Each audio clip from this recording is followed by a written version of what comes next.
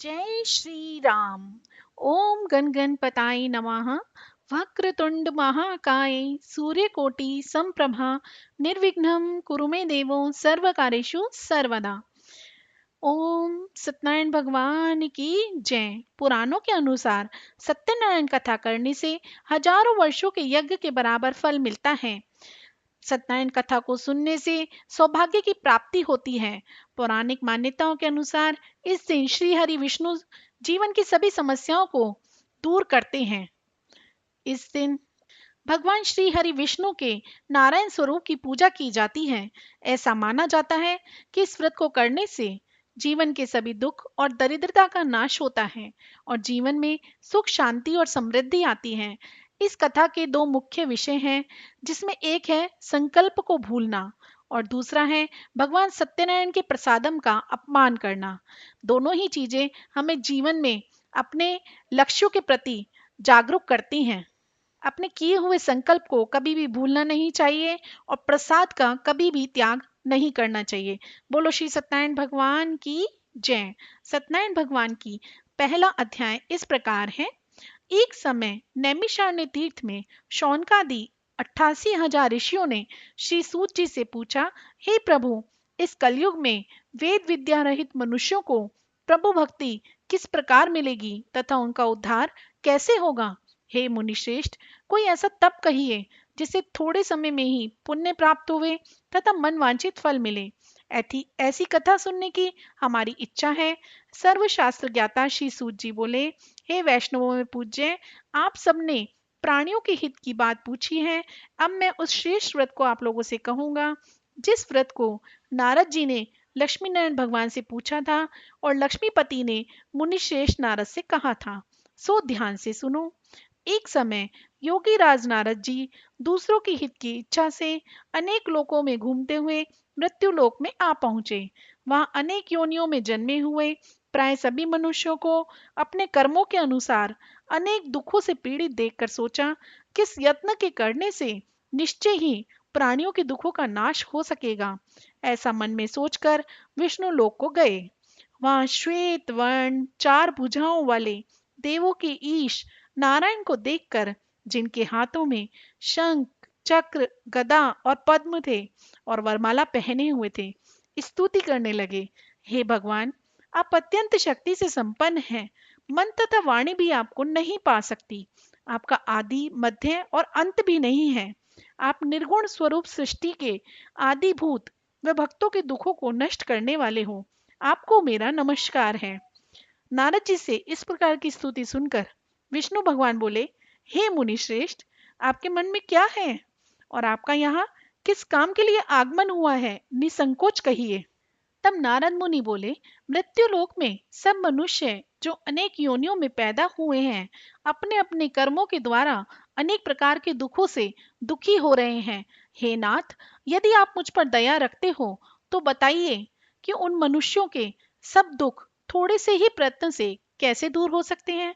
श्री विष्णु भगवान जी बोले, हे नारद, मनुष्यों की भलाई के लिए तुमने बहुत अच्छी बात पूछी है। जिस काम के करने से मनुष्य मोह से छूट जाता है, वह मैं कहता हूँ, सुनो। बहुत पुण्य देने वाला स्वर्ग तथा मृत्युलोक दोनों में दुर्लभ भगवान का एक उत्तम व्रत है।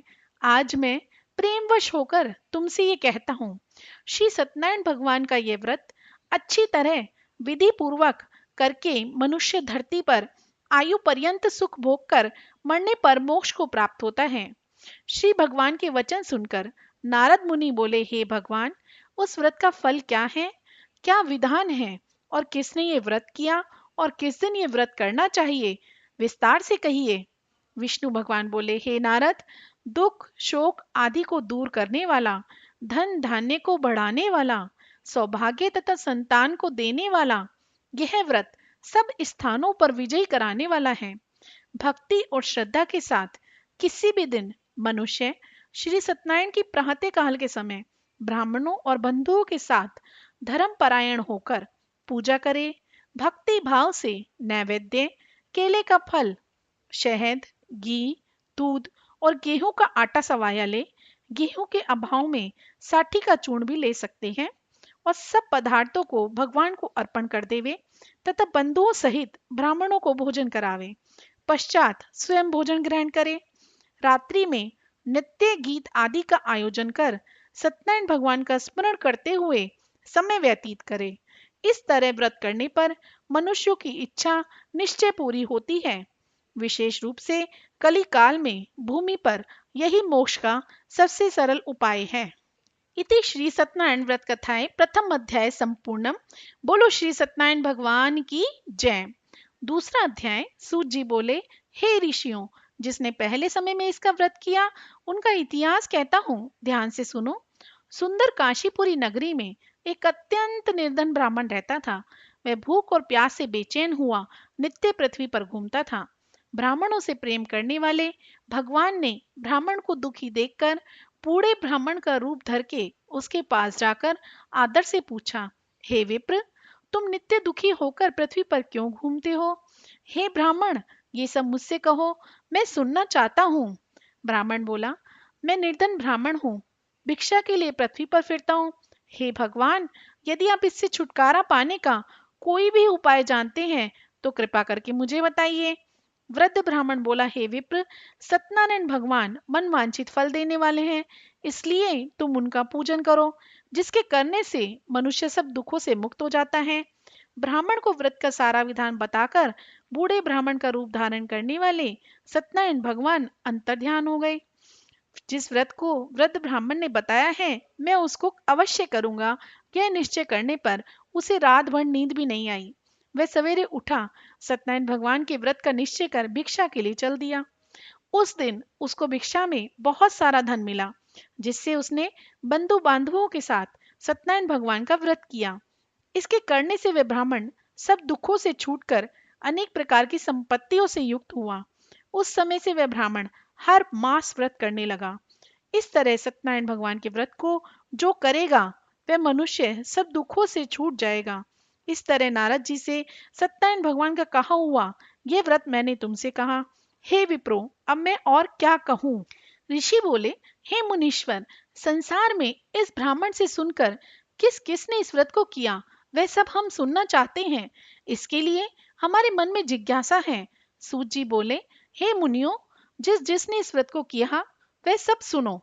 एक समय वह ब्राह्मण धन और ऐश्वर्य के अनुसार बंधु बांधवों के साथ व्रत करने को तैयार हुआ।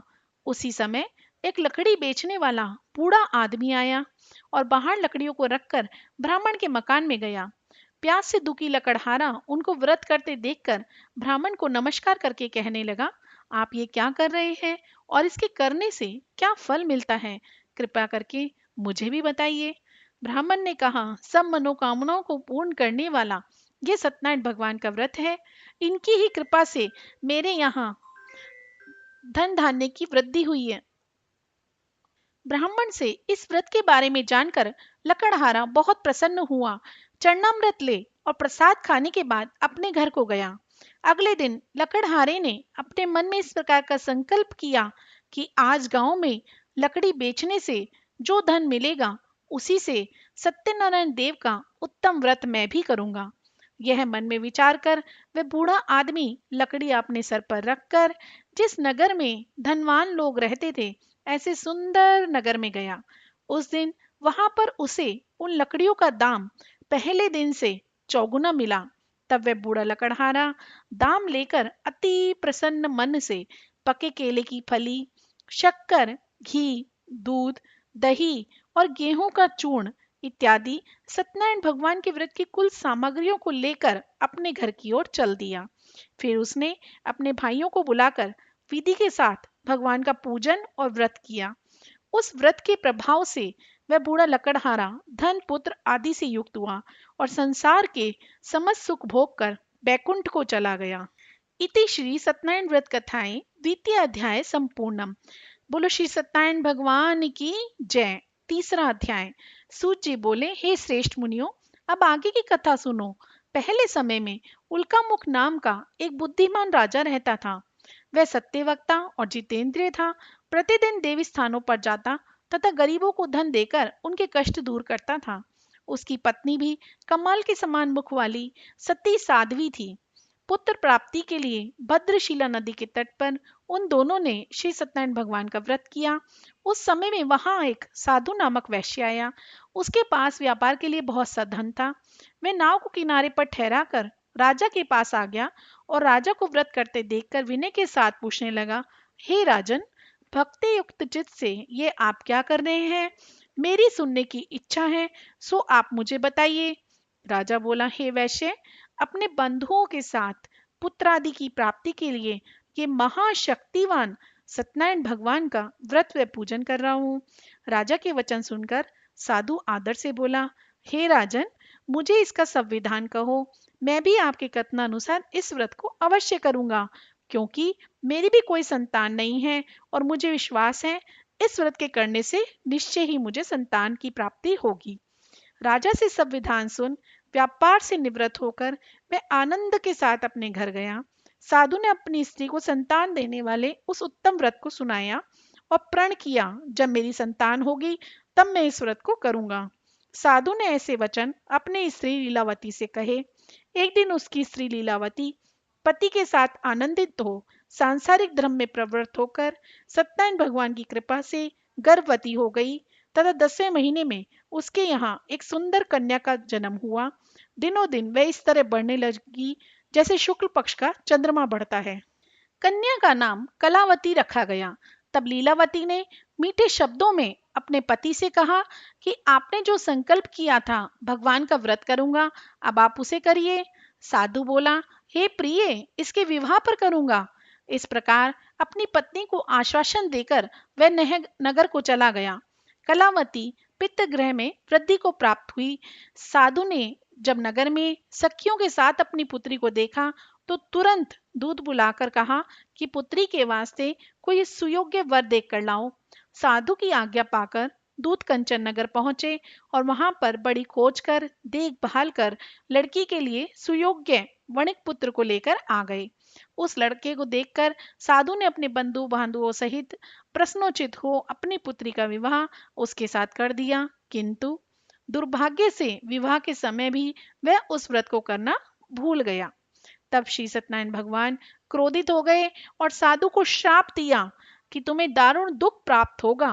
अपने कार्य में कुशल साधु अपने जमाता सहित समुद्र के समीप स्थित रतनपुर नगर में गया और वहां दोनों ससुर जमाई चंद्रकेतु राजा के नगर में व्यापार करने लगे।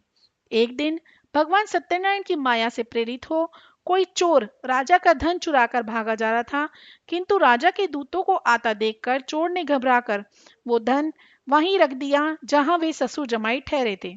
जब दूतों ने उस धन को साधु वैश्य के पास रखा देखा तो वे दोनों को पकड़ कर ले गए और राजा के समीप जाकर बोले, हे राजन, हम दो चोर पकड़ कर लाए हैं, देखकर आज्ञा दीजिए। तब राजा ने उनकी कोई बात नहीं सुनी और उनको कठोर कारावास में डाल दिया और उनका सब धन छीन लिया। सत्यनारायण भगवान के श्राप के कारण साधु वैश्य की पत्नी व पुत्री भी घर पर बहुत दुखी हुई। उनके घर पर जो धन रखा था चोर चुरा कर ले गए। शारीरिक व मानसिक पीड़ा तथा भूख प्यास से दुखी हो अन्न की चिंता में कलावती एक ब्राह्मण के घर गई। वहां उसने सत्यनारायण भगवान का व्रत होते देखा, फिर कथा सुनी तथा प्रसाद ग्रहण कर रात को घर आई। माता ने कलावती से कहा, हे पुत्री, अब तक कहाँ रही और तेरे मन में क्या है? कलावती बोली, हे माता, मैंने एक ब्राह्मण के घर में श्री सत्यनारायण भगवान का व्रत होते देखा है। कन्या के वचन सुनकर लीलावती भगवान के पूजन की तैयारी करने लगी। लीलावती ने परिवार और बंधुओं सहित श्री सत्यनारायण भगवान का पूजन किया और वर मांगा कि मेरे पति और दामाद शीघ्र घर आ जाएं। साथ ही प्रार्थना की, हे भगवान, हम सबका अपराध क्षमा करो। सत्यनारायण भगवान इस व्रत से संतुष्ट हो गए और राजा चंद्रकेतु को स्वप्न में दर्शन देकर कहा, हे राजन, जिन दोनों वैश्यों को तुमने बंदी बना रखा है वे निर्दोष हैं, उन्हें प्रातः ही छोड़ दो। उनका सब धन जो तुमने ग्रहण किया है लौटा दो, नहीं तो तेरा राज्य, धन, पुत्र आदि सब नष्ट कर दूंगा। राजा से ऐसे वचन कहकर भगवान अंतर्ध्यान हो गए। प्रातःकाल राजा चंद्रकेतु ने सभा में अपना स्वप्न सुनाया, फिर दोनों वणिक पुत्रों को कैद से मुक्त कर सभा में बुलाया। दोनों ने आते ही राजा को नमस्कार किया। राजा मीठे वचनों से बोला, हे महानुभावों, तुम्हें भावी वर्ष ऐसा कठिन दुख प्राप्त हुआ है, अब तुम्हें कोई भय नहीं। ऐसा कहकर राजा ने उनको नए नए वस्त्र आभूषण पहनाए, उनका जितना धन लिया था उससे दुगना धन देकर आदर सहित विदा किया। दोनों वैश्य अपने घर की ओर चल दिए। इति श्री सत्यनारायण व्रत कथाएं तृतीय अध्याय संपूर्णम। बोलो श्री सत्यनारायण भगवान की जय। चौथा अध्याय। सूत जी बोले, वैश्य ने मंगलाचार करके यात्रा आरंभ की और अपने नगर की ओर चल दिया।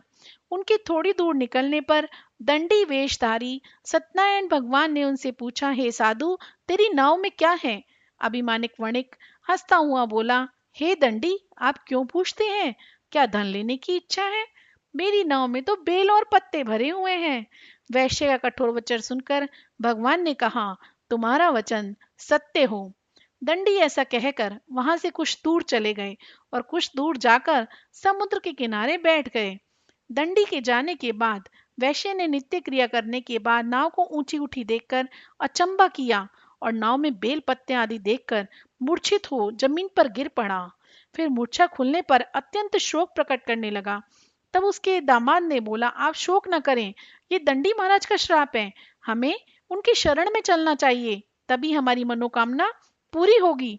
दामाद के वचन सुनकर वैश्य दंडी के पास पहुंचा और अत्यंत भक्ति भाव से नमस्कार करके बोला, हे भगवान, आपकी माया से मोहित ब्रह्मा आदि भी आपके रूप को नहीं जानते, तब मैं अज्ञानी कैसे जान सकता हूँ। आप प्रसन्न होइए, मैं सामर्थ्य के अनुसार आपकी पूजा करूंगा, मेरी रक्षा करो और पहले के समान नौका में धन भर दो। उसके भक्ति युक्त वचन सुनकर भगवान प्रसन्न हो उसकी इच्छा अनुसार वर देकर अंतर ध्यान हो गए। तब उन्होंने नाव पर आकर देखा, नाव धन से परिपूर्ण थी। फिर वह भगवान सत्यनारायण का पूजन कर साथियों सहित अपने नगर की ओर चल दिए। जब अपने नगर के निकट पहुंचे तब दूत को घर भेज दिया। दूत ने साधु के घर जा उसकी स्त्री को नमस्कार करके कहा कि साधु अपने दामाद सहित इस नगर के समीप आ गए हैं। ऐसा वचन सुन साधु की स्त्री ने बड़े हर्ष के साथ सत्यदेव का पूजन कर पुत्री से कहा, मैं अपने पति के दर्शन को जाती हूँ, तू कार्य पूर्ण कर शीघ्र आ जाना। परंतु कलावती ने माता के वचनों को ध्यान नहीं दिया। वह अपनी माता के वचनों को अनसुना कर प्रसाद को छोड़कर पति के पास चली गई। प्रसाद की अवज्ञा के कारण सत्यदेव ने रुष्ट हो उसके पति को नाव सहित पानी में डुबो दिया। कलावती अपने पति को न देखकर रोती हुई जमीन पर गिर गई। इस तरह नौका को डूबा हुआ तथा कन्या को रोती हुई देखकर साधु दुखी हो बोला, हे प्रभु, मुझसे या मेरे परिवार से जो भूल हुई है उसे क्षमा करो। उसके दीन वचन सुनकर सत्यदेव भगवान प्रसन्न हो गए और आकाशवाणी हुई, हे साधु, तेरी कन्या मेरा प्रसाद छोड़कर आई है, इसलिए इसका पति अदृश्य हुआ है। यदि ये घर जाकर प्रसाद खाकर लौटे तो इसे इसका पति अवश्य मिलेगा। ऐसी आकाशवाणी सुनकर कलावती ने घर पहुंचकर प्रसाद खाया, फिर आकर पति के दर्शन किए। तत्पश्चात साधु ने बंधु बांधवों सहित सत्यदेव भगवान का विधि पूर्वक पूजन किया। उस दिन से वह प्रत्येक पूर्णिमा को सत्यनारायण भगवान का पूजन करने लगा। फिर इस लोक का सुख भोग कर अंत में स्वर्लोक को चला गया। इति श्री सत्यनारायण व्रत कथाएं चतुर्थो अध्याय संपूर्णम। बोलो श्री सत्यनारायण भगवान की जय। पांचवा अध्याय। श्री सूत जी बोले, हे ऋषियों, मैं एक और कथा कहता हूँ, सुनो। प्रजा पालन में लीन तुंगध्वज नाम का एक राजा था। उसने भी भगवान का प्रसाद त्याग कर बहुत दुख पाया। एक समय वन में जाकर वन्य पशुओं को मारकर बड़ के पेड़ के नीचे आया। वहां उसने ग्वालों को भक्ति भाव से बंधुओं सहित श्री सत्यनारायण जी का पूजन करते देखा। परंतु राजा अभिमानवश देखकर भी वहां नहीं गया और ना ही नमस्कार किया। जब ग्वालों ने भगवान का प्रसाद उसके आगे रखा तो भी वह प्रसाद को त्याग कर अपनी सुंदर नगरी को चला गया। वहां उसने अपना सब कुछ नष्ट पाया। तब वह जान गया यह सब भगवान ने ही किया है। तब वह उसी स्थान पर ग्वालों के समीप गया और विधि पूर्वक पूजन करके प्रसाद खाया तो सत्यदेव की कृपा से जैसा पहले था वैसा ही हो गया। फिर दीर्घ काल तक सुख भोग कर मरने पर स्वर्लोक को गया। जो मनुष्य इस परम दुर्लभ व्रत को करेगा भगवान की कृपा से उसे धन धान्य की प्राप्ति होगी। निर्धन धनी होता है और बंदी बंधन से मुक्त होकर निर्भय हो जाता है। संतानहीनों को संतान प्राप्त होती है तथा सब मनोरथ पूर्ण होकर अंत में बैकुंठ धाम को जाता है। जिन्होंने पहले समय में इस व्रत को किया, उनके अगले जन्म की कथा कहता हूँ, सुनो। वृद्ध शतानंद ब्राह्मण ने सुदामा का जन्म लेकर मोक्ष को प्राप्त किया। उल्कामुख नाम का राजा दशरथ होकर बैकुंठ को प्राप्त हुआ। साधु नाम के वैश्य ने मोर ध्वज बनकर अपने पुत्र को आरे से चीरकर मोक्ष को प्राप्त किया। महाराज तुंगध्वज स्वयं भू मनु हुए। उन्होंने बहुत से लोगों को भगवान की भक्ति में लीन कर स्वयं मोक्ष प्राप्त किया। लकड़हारा भील अगले जन्म में गु नामक निषाद हुआ, जिसने भगवान राम के चरणों की सेवा कर मोक्ष प्राप्त किया। इति श्री सत्यनारायण व्रत कथाएं संपूर्णम। बोलो श्री सत्यनारायण भगवान की जय। श्री सत्यनारायण जी की आरती। जय लक्ष्मी रमना स्वामी, जय लक्ष्मी रमना।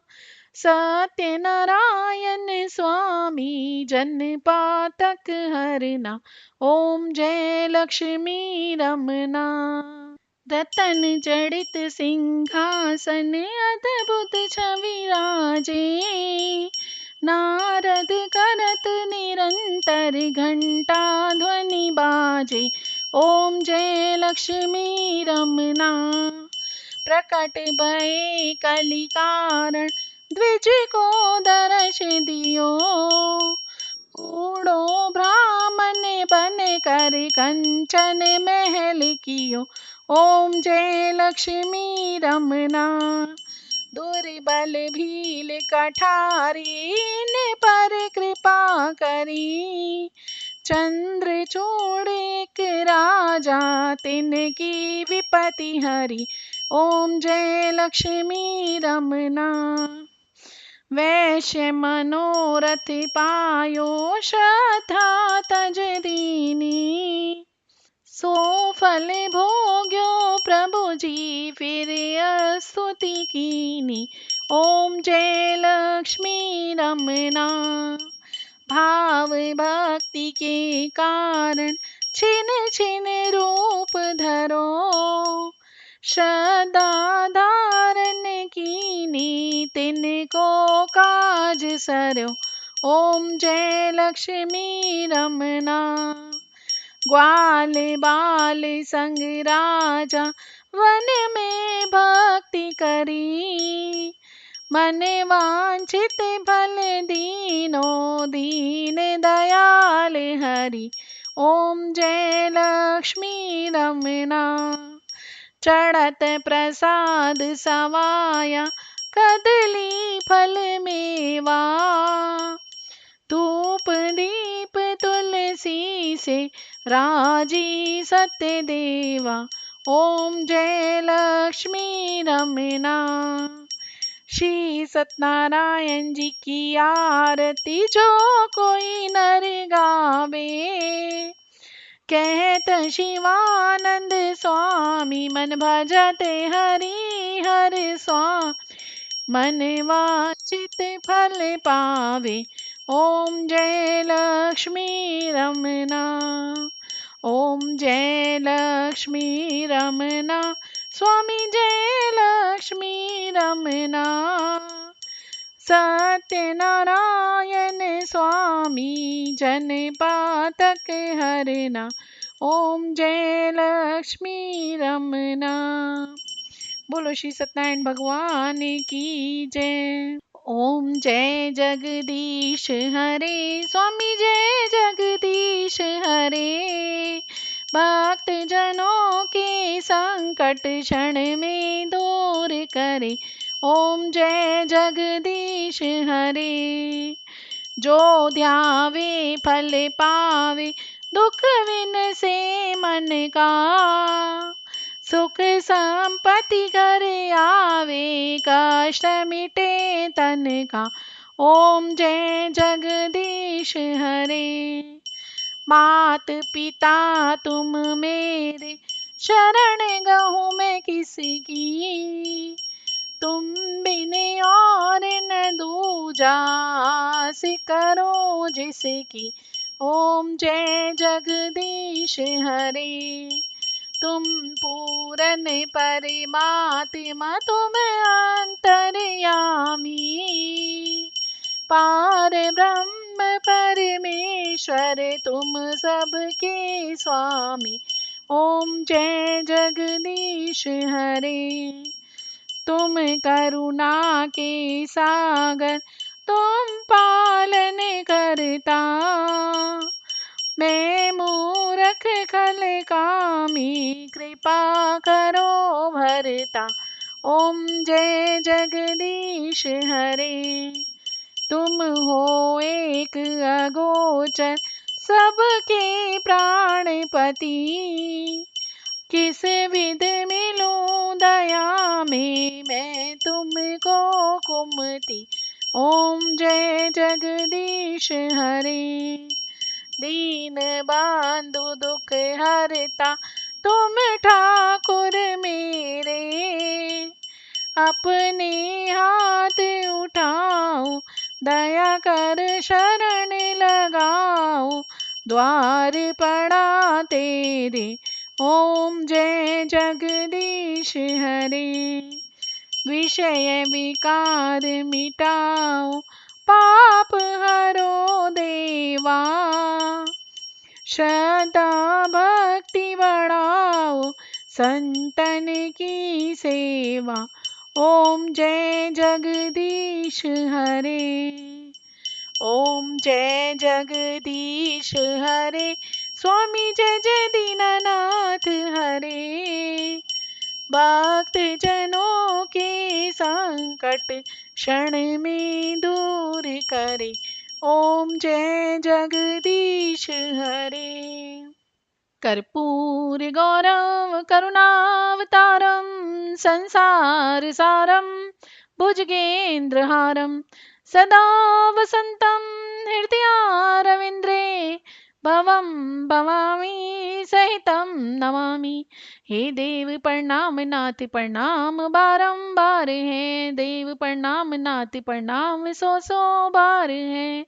त्वमेव माता च पिता त्वमेव, त्वमेव बन्धो च सखा त्वमेव, त्वमेव विद्या च द्रविणं त्वमेव, त्वमेव सर्वं मम देव देव, त्वमेव सर्वं मम देव देव। हरि ओम। जय श्री राम।